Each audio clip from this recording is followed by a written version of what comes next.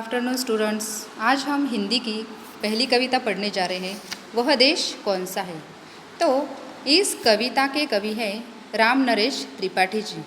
देखो, पहले मैं कविता पढ़ती हूँ, बाद में उसको विस्तार से आपको समझाती हूँ। मनमोहिनी प्रकृति की गोद में जो बसा है, सुख स्वर्ग सा जहाँ है, वह देश कौन सा है। जिसका चरण निरंतर रत्नेश धो रहा है, जिसका मुकुट हिमालय, वह देश कौन सा है।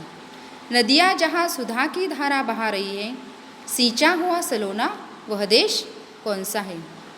जिसके बड़े रसीले फल कंदनाज मेवे सब अंग में सजे हैं, वह देश कौन सा है। जिसमें सुगंध वाले सुंदर प्रसून प्यारे दिन रात हंस रहे हैं, वह देश कौन सा है। मैदान गिरी वनों में हरियाली लहकती आनंदमयी है धरती, वह देश कौन सा है। जिसके अनंत धन से धरती भरी पड़ी है, संसार का शिरोमणि, वह देश कौन सा है। तो देखो, इस कविता के कवि कौन है, राम नरेश त्रिपाठी जी।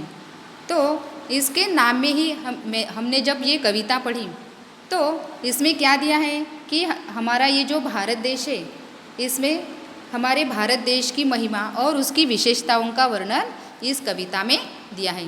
देखो, अभी मैंने ये पूरी कविता पढ़ी और अभी दो दो लाइन से आपको इसे समझाती हूँ। मनमोहिनी प्रकृति की गोद में जो बसा है, सुख स्वर्ग सा जहाँ है, वह देश कौन सा है। मनमोहिनी यानी क्या, मन को लुभावने वाली।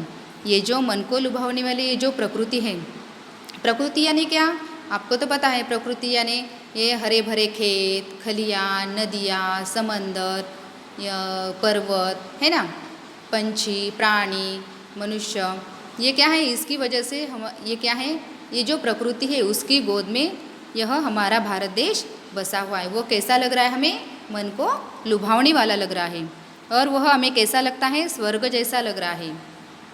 जिसका चरण निरंतर रत्नेश धो रहा है, जिसका मुकुट हिमालय, वह देश कौन सा है। यानी हमारे भारत देश के ये जो चरण है वह निरंतर, निरंतर यानी कैसे, लगातार। रत्नेश यानी समुद्र, आपको तो पता है हमारे देश में बहुत सारे समुंदर हैं, है ना। तो हमारे देश के ये जो चरण है वो कौन धो रहा है, रत्नेश यानी समुद्र यानी सागर धो रहा है। जिसका मुकुट हिमालय, वह देश कौन सा है। हमारे देश में बहुत सारे पर्वत है ना, अरवली पर्वत, हिमाचल पर्वत, नीलगिरी पर्वत, है ना। उसमें से ये जो हिमालय पर्वत है वह क्या है, हमारे देश का मुकुट है। और यही हिमालय पर्वत हमारे देश में है और ये क्या है, हमारे देश का मुकुट है। नदियाँ जहाँ सुधा की धारा बहा रही है, सींचा हुआ सलोना, वह देश कौन सा है। देखो, मैंने आपको अभी बताया कि प्रकृति में क्या क्या है, नदियाँ भी है, समंदर भी है। तो ये जो नदियाँ हैं वो क्या है, सुधा की धारा बहा रही है। सुधा यानी क्या, अमृत। देखो, जब बारिश गिरती है तो वो पूरा पानी क्या होता है, नदियों में जाता है, समंदर में जाता है। और ये नदियाँ क्या बहा रही है, सुधा की यानी अमृत की धारा बहा रही है।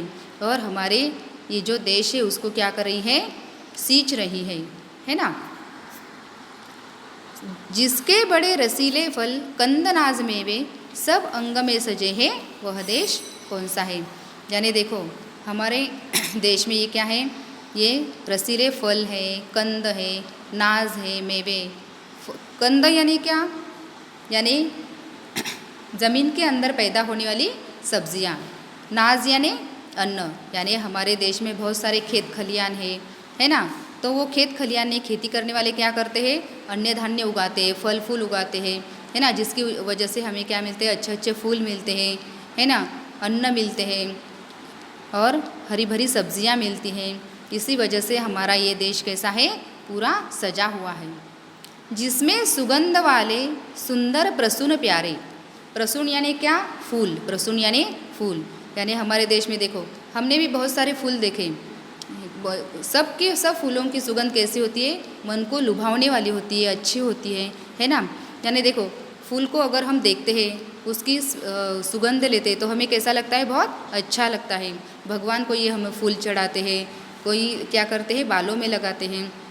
और क्या करते हैं, जब हम फूलों को देखते हैं तो हमें क्या, ये फूल क्या कर रहे हैं, दिन रात हंस रहे हैं, ऐसा हमें लग रहा है। ये ऐसे अच्छे अच्छे प्यारे प्यारे फूल हमारे देश में हैं। मैदानगिरी वनों में हरियाली लहकती, है ना। हमारे देश में क्या है, बहुत सारे मैदान हैं, गिरी है, गिरी यानी क्या, पर्वत, वन है, बहुत सारे जंगल है, वो क्या है, बहुत क्या है, हरे भरे हैं, है ना। और उसकी वजह से क्या है, पूरा वातावरण आनंदमयी लगता है ना।